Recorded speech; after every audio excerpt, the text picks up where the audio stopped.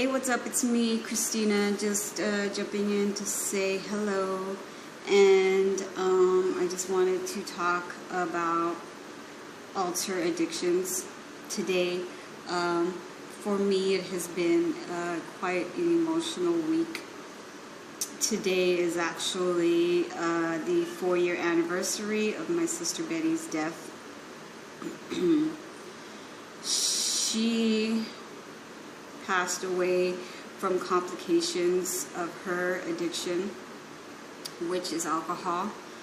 If you have followed my story on my YouTube channel, just from my beginning of my weight loss journey, you would know that I had a long-standing family history of addiction. That's drug addiction, that's alcohol addiction.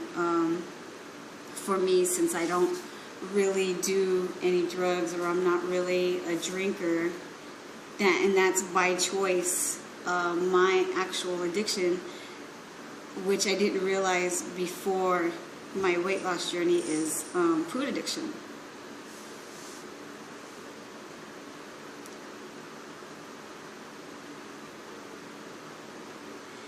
It took a lot of loss for me to actually acknowledge my addiction.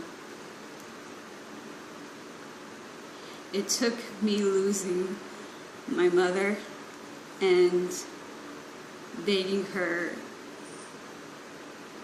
to make a change so she could live.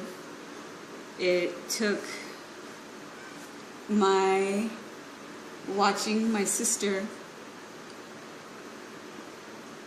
in the hospital slowly let herself go in the hospital as well for about 2 weeks, succumbing to her complications to addiction. It took, me losing my father, me losing my aunt, and me recognizing that if I didn't make that change and my addiction, I was being told by the doctors, you're morbidly obese, you're borderline diabetic, just stuff like that. And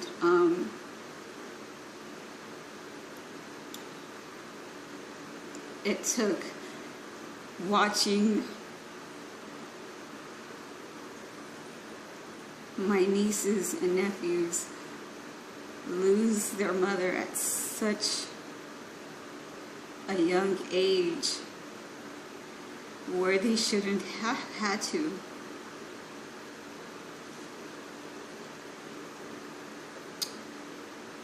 They shouldn't have had to bury their mom at such a young age. And me just looking at my own children and thinking about my own mortality and wondering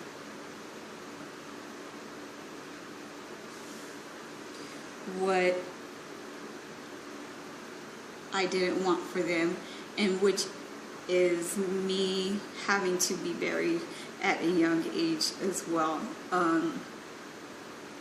So I finally made that decision, and I went through the procedures to start my weight loss journey.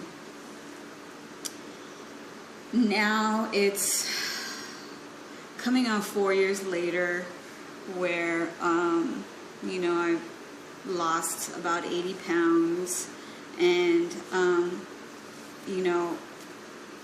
it's actually more important for me now to continue doing what I'm doing on a daily basis, which is making healthy choices in food and exercising every day for me to maintain my weight loss. Some days have become so much more harder now that I'm actually able to know my emotional cues.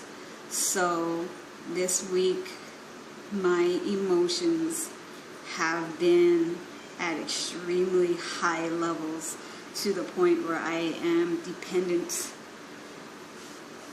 on my workout for me to be able to make it to the next day without heading to the refrigerator and choosing something bad.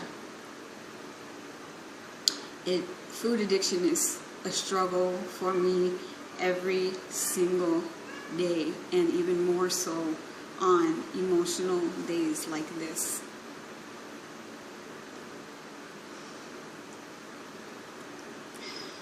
Like even today, I was in the grocery store and I was planning for dinner, and they make it so easy to cheat. They make it so easy to make bad choices. And it all comes down to you. It all comes down to your willpower.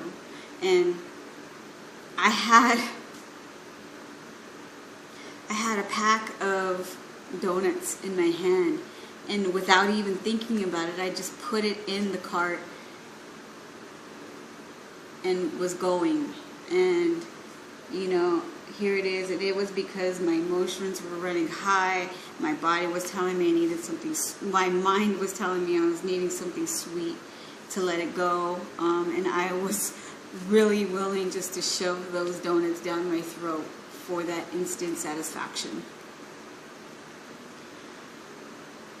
It took a few minutes for me to think about it. Thank goodness Walmart has a long line, and you know, I let it go. And instead, I got me a vanilla protein drink, and in the parking lot, drank that instead. And when I came home, the first thing I did was my Les Mills Combat. Instead of just doing the one that I did on my program, like I said, I had to do two. I did the Power Hit 1, and I did the Shock Plyo Hit 2, just to get it out of my system, and I'm feeling so much more better. So I just wanted to end it with this. I miss you, Betty. And I can't wait to see you again. Love you.